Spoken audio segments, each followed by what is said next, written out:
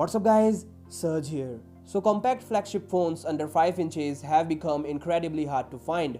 The compact lineup by Sony and iPhone SE are the only notable compact flagships released in the recent times.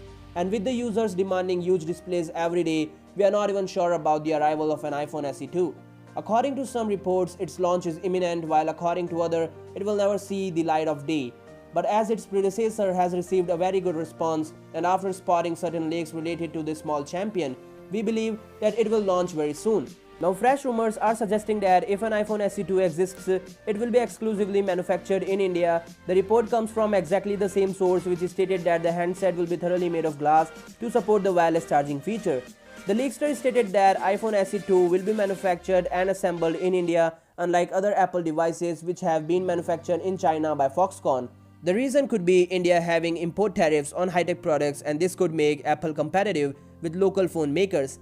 We are talking about the fact that Apple may decide to make iPhone SE 2 an India exclusive after acknowledging the success of its predecessor in the country.